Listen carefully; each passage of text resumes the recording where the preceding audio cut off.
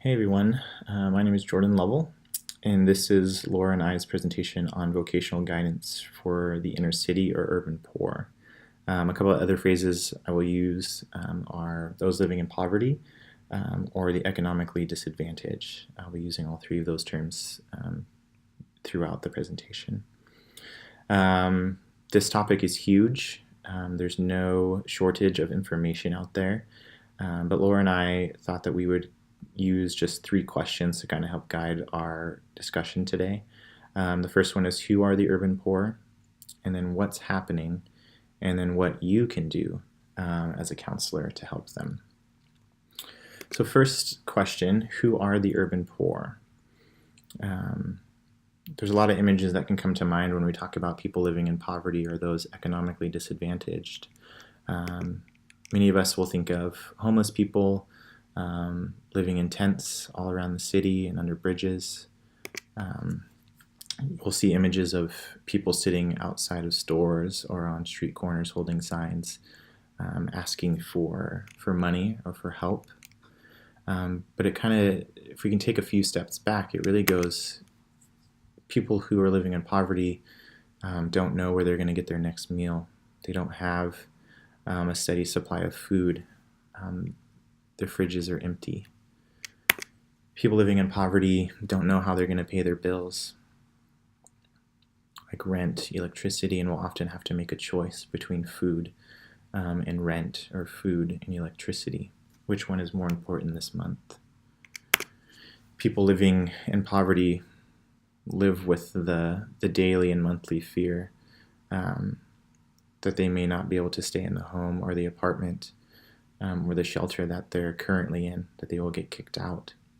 These are the challenges that they face on a regular basis. So how do we define poverty? Who are those people living in poverty? The technical definition is a single person living on less than $1,000 a month or $12,000 per year. And you also see there that poverty is defined as a family of four living on less than $2,000 a month. And these numbers are kind of created by using this algorithm, and it changes every year depending on the cost of living, but that kind of gives you an idea of what we're looking at. So how many people are living at this poverty line or below? Well, nationally, 46.7 million people live in poverty. It's almost 15% of the population of America. Within Oregon itself, there's over 500,000 people who live in poverty. That's 13%, which when you kind of put it down onto the streets, it's 1 out of every 10 people in Oregon right now is currently living in poverty. And some things that kind of, some variables that kind of compound on that is that the highest percentage of people living in poverty in Oregon are women, children, and those in minority groups. So what are the issues involved in people's lives who are living in poverty? It really comes down to a lack of resources. Financial resources being kind of the main and obvious one, but there's also so many other resources that they don't have, such as healthcare, housing, social interaction, family, or emotional, even spiritual resources. Clients living in poverty often lack the basic resources that we take for granted every day, like food, housing, safety, and clothing. I put an image of Maslow's hierarchy of needs to kind of remind us that these are those basic needs that need to be met before a person can really think about higher goals, and specifically in our context, about occupation, about career. We're going to be working with people who don't even have food and haven't eaten in several weeks or several days, and haven't lived under a steady shelter for several months. So it's important that we recognize the lack of those basic needs and see what we can do to support the client in meeting those needs. Furthermore, not only are they lacking those basic needs, but they're lacking access to resources to help them meet those needs, like transportation, childcare, showers, and technology such as computers. Um, yes, they need finances, but in order to get a job to get those finances, they need a reliable transportation, or else they're not going to be able to keep a job. They're going to need somebody to watch their kids. So all these things are variables that we're going to have to keep in mind as we work with people living in poverty. Some additional barriers are just stigma in ourselves, and just stigma in society, where people think that those in poverty are to be blamed for their circumstances, that everything is kind of an internal sense of responsibility there, when in fact there's a much larger external forces that are keeping them in poverty a lot of the times. And people in poverty are not always lazy, as we often stereotype them, but are very hardworking and often working several very low-paying jobs to keep themselves and their families fed and safe. That stigma then feeds this classism, where we see in society this hierarchy where people living in poverty are on the bottom rung, and those in the bottom rung do not get the attention that they need and the resources that they need, and are often, their interests and their needs are not met by the institutions and the systems in our society.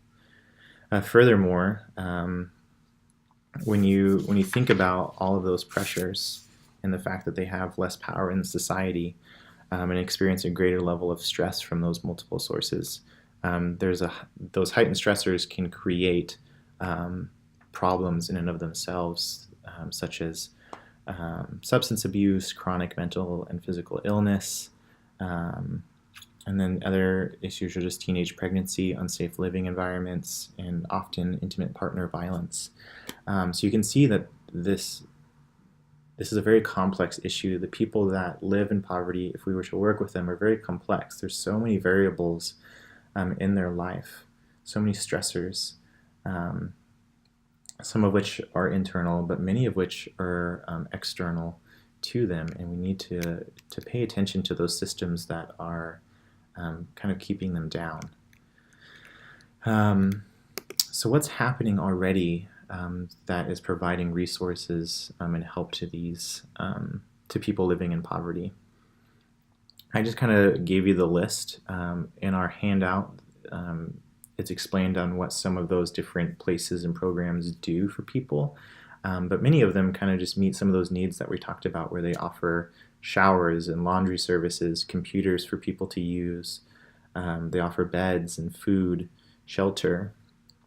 I do want to point you to the photo there on the Street Roots Rose City resource booklet. I think this booklet is pretty incredible. It's a very exhaustive list of all of the different resources available to people living in poverty within the Portland metro area. And I would suggest that you get it and look at it yourself, but I also would suggest that you keep a handful of those in your practice wherever you may be, because again, with the statistics, you are probably going to work with somebody who's economically disadvantaged and who would greatly benefit from a resource like that.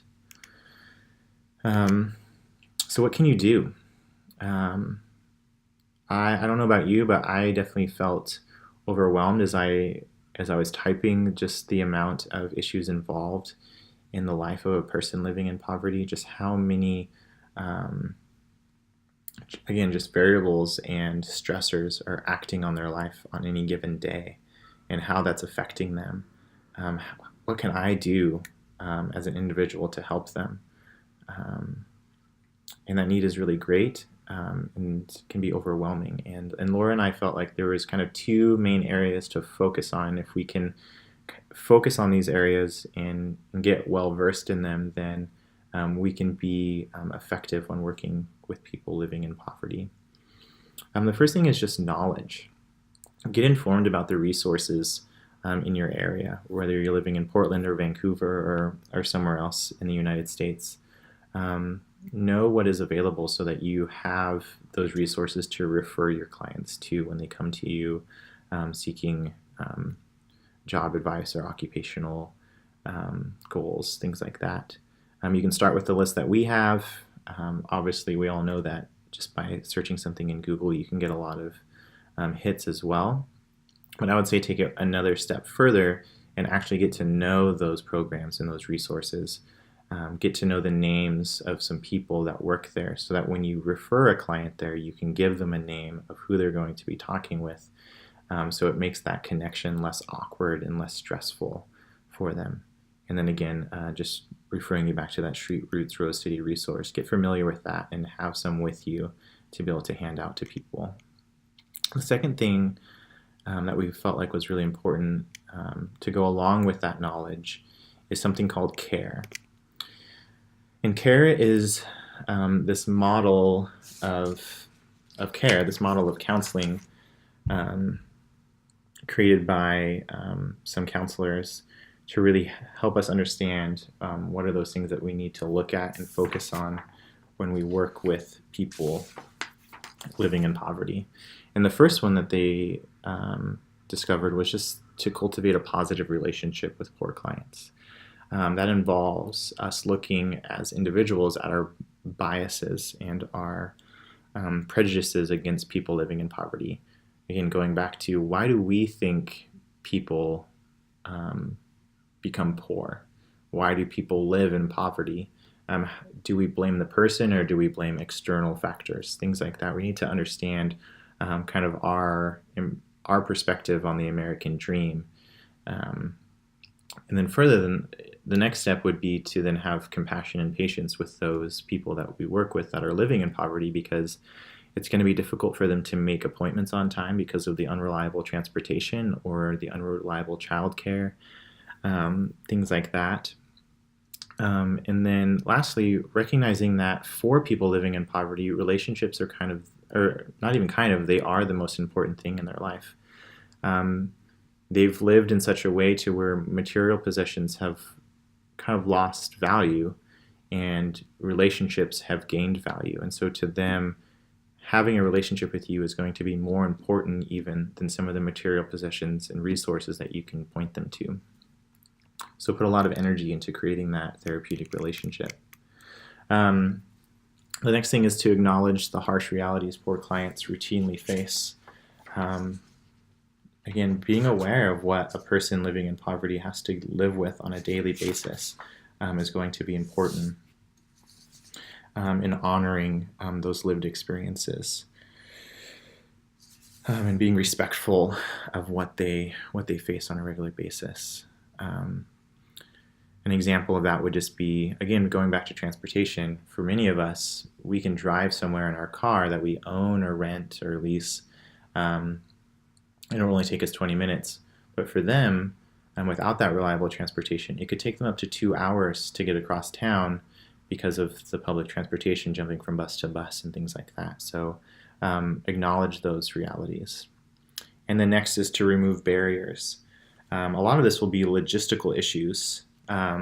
Again, creating maybe like drop-in clinics or just flexible scheduling so that it's okay for them to show up late because of the unreliable transportation that they have, maybe in-home counseling, lobbying and advocating for better transportation for people living in poverty, and then connecting them again with resources that can provide them with job placement, provide them with showers, provide them with beds, things like that. And then lastly, expand on the unique personal strengths that every poor client possesses. I think it's really important that we recognize that people living in poverty are not weak and they're not lazy. They're actually very strong and resilient, and have developed, some of them have developed pretty strong coping skills that are pretty incredible. So recognizing those strengths and encouraging those strengths and utilizing them to help somebody who's looking for a job or looking for occupational support in some way. And I would just point you to the article that we have cited about the CARE model. It will go into a lot more depth and give you a lot more insight into how to use this model in your counseling. Yeah, so that is our presentation on vocational guidance for the inner city or urban poor. I know we didn't focus so much on the specific concept of giving vocational guidance because there's so many other variables that are going to need to most likely be addressed before we can jump right into just getting them a job. So I hope you found that helpful, and at the least giving you some resources to check out if you're going to work with those living in poverty. So thanks for watching. Bye.